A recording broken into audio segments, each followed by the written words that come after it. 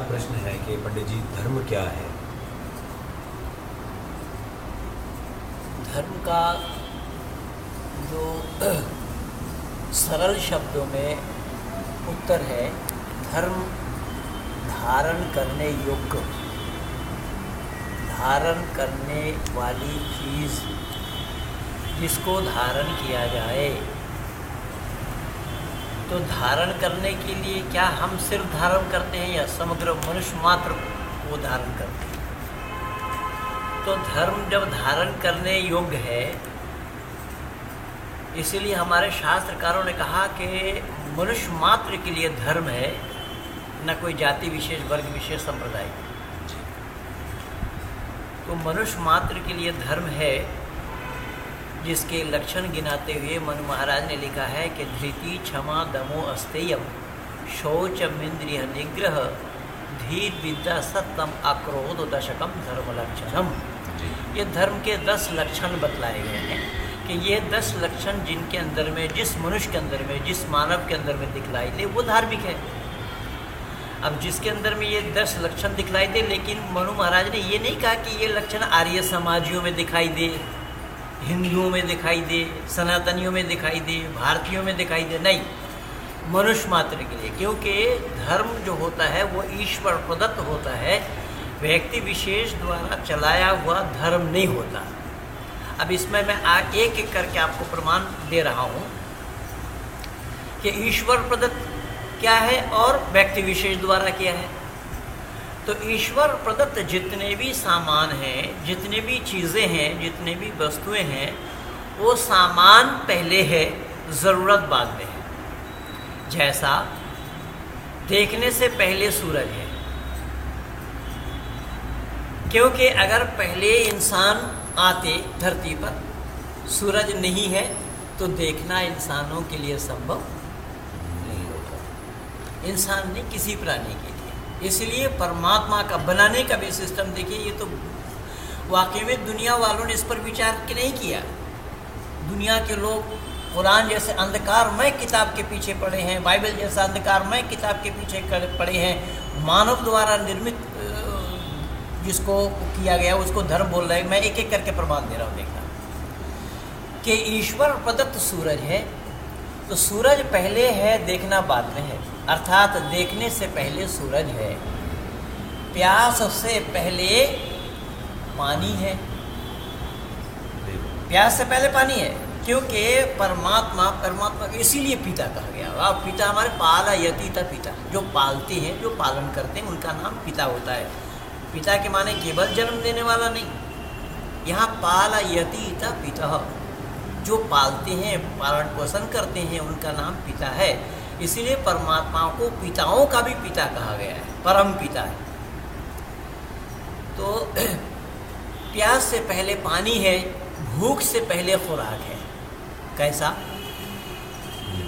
जब माँ के शिकम में बच्चा आ जाता है, उदर में, माँ के उदर में बच्चा आ जाता है, तो माँ के शिकम में परमात्मा दूध भेज देते हैं, यानी बच्चा के जन्म लेने से पहले उसका खुराक है, उसके दूध पहले आ गया।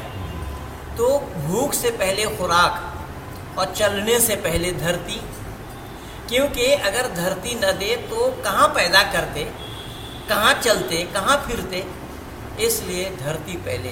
तो धरती में चलने के लिए ज्ञान दिया परमात्मा, तो उस ज्ञान को वेद कहा जाता है। जैसा जो मैं बोल रहा हूँ, और मैं ये जान रहा हूँ कि मैं जो बोल रहा हूँ किसी कैमरा के सामने बोल रहा हूँ।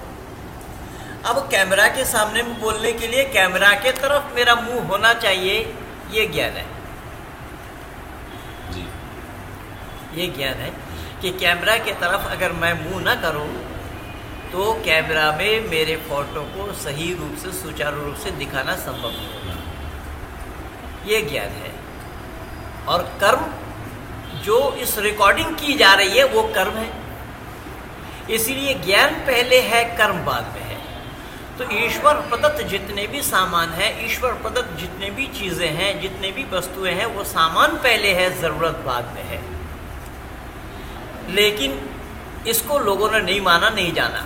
उदाहरण के रूप में जो धर्म के नाम से बखेड़ा हुआ है, खास तौर से किसी और देश में हो या ना हो, लेकिन भारत में है, तो बौद्धिस्टों को भी बौद्ध धर्म कहा जाता है। अर्थात महात्मा बुद्ध के द्वारा जो संचालन किया हुआ है, चलाया हुआ है, उसको धर्म के नाम से बोला गया।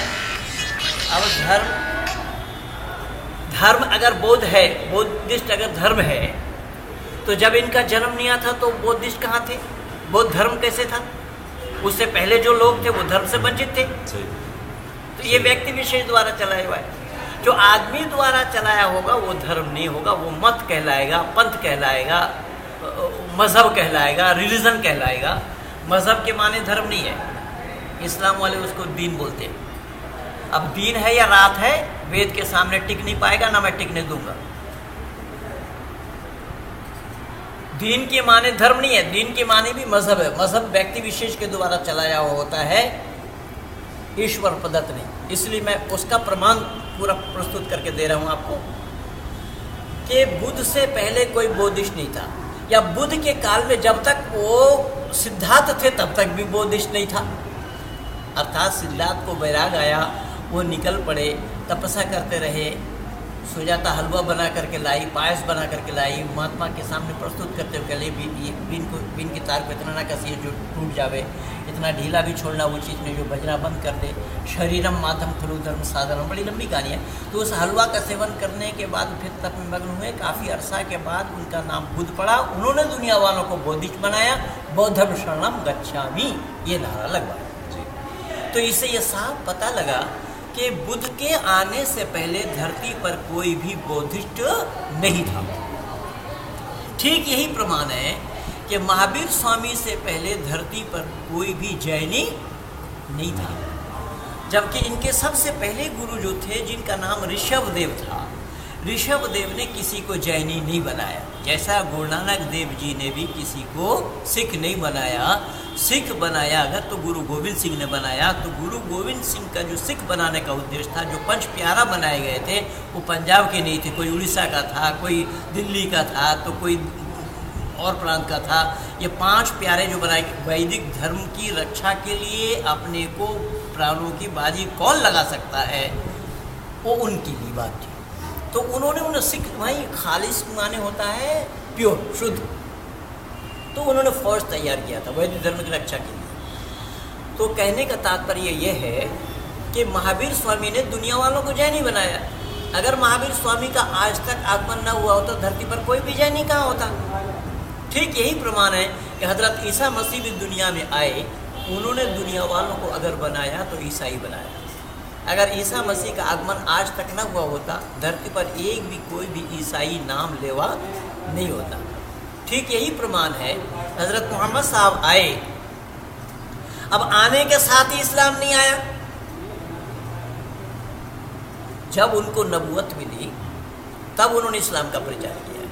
और कुरान साक्षी है, जो IRF वाले मेरे नाम से गलत प्रचार कर रहे हैं, वहाँ पर शब्द आया है पारा नंबर 7 सूरह आराम आयत नंबर 14 में, कुल इन्नी उमिरतु अन अकून अव्वल मन अस्लमा वला तकूनन्न मिनल मुशरिकीन। तो मैंने सुदर्शन चैनल में बैठकर वाव को छोड़ दिया था। तो वाव को छोड़ देने से कोई पाप नहीं बना, कोई गुनाह नहीं बना। वाव के माने होता और, मैं तो उनको बचा के बोला हूँ। फिर भी वहाँ क्या कहा गया कि ऐ मोहम्मद तुम कह दो सबसे पहला मैं मुसलमान हूँ और मैं मुशरिकों में शामिल नहीं हूँ। तो और उन्होंने अपने लिए कहा कि और मैं मुशरिकों में शामिल नहीं हूँ, शिर्क करने वालों में से नहीं हूँ। और मैं आज आप लोगों को ये बताना चाहता हूँ कि इस्लाम से बढ़कर के शिर्क करने वाला धरती पर कोई नहीं है। शिर्क माने होता शरीक बनाना। किसका शरीक बनाना? अल्लाह का शरीक बनाना, अल्लाह का साजी ठहराना। तो अल्लाह का साजी कौन ठहराया? ला इलाहा इल्लल्लाह कहते कहते किसी मुसलमान के ज़ुबान से अगर झाग निकल कर वो मर जाता है, वो मुसलमान नहीं बन सकता जब तक कि वो मोहम्मदुर रसूलुल्लाह न कह ले। अर्थात मोहम्मद को अल्लाह का रसूल जब तक नहीं मानेगा तो वो मुसलमान नहीं बन सकता। तो मोहम्मद का नाम अल्लाह के नाम के साथ जोड़ना क्या ये शिर्क नहीं है? अब वेद में हजारों मंत्र है, परमात्मा के नाम के साथ किसी का नाम नहीं जुड़ा। एको देवा सर्वभूतेषु गुणा सर्वव्यापी सर्वभूतांतरात्मा। परमात्मा एक है जो सृष्टि के रचनाकार है, सृष्टि के रचयिता हैं, और सृष्टि की रचना के बाद उसको स्थिति में लाया, और इसका प्रलय करता भी वही है।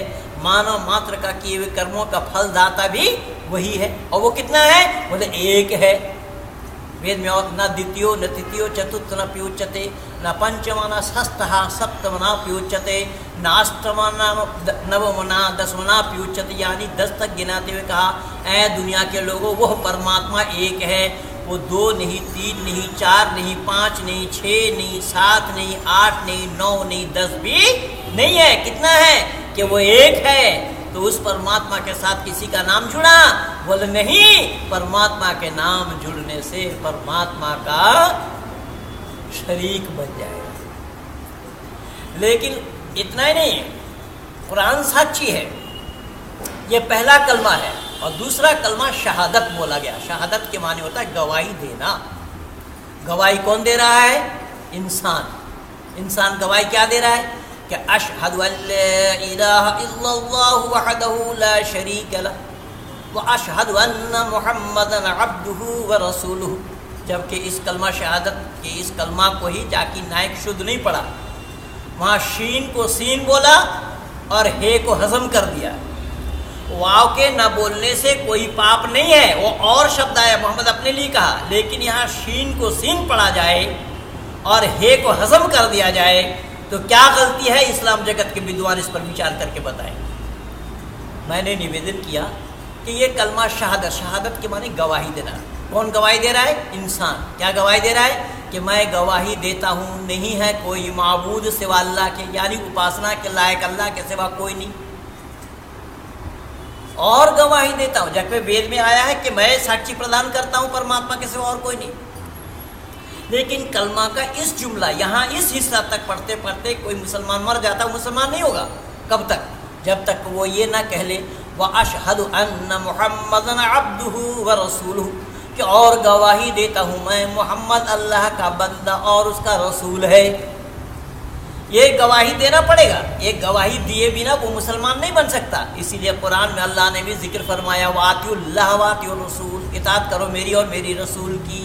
मोहम्मद को पाए बिना कोई अल्लाह को पा नहीं सकता। कुल इन कुंतुम तुहिब्बुनल्लाह फत्तबिउनी युहिब्बुकुमुल्लाहु व यगफिर लकुम ज़ुनूबकुम वल्लाहु गफूरुर रहीम।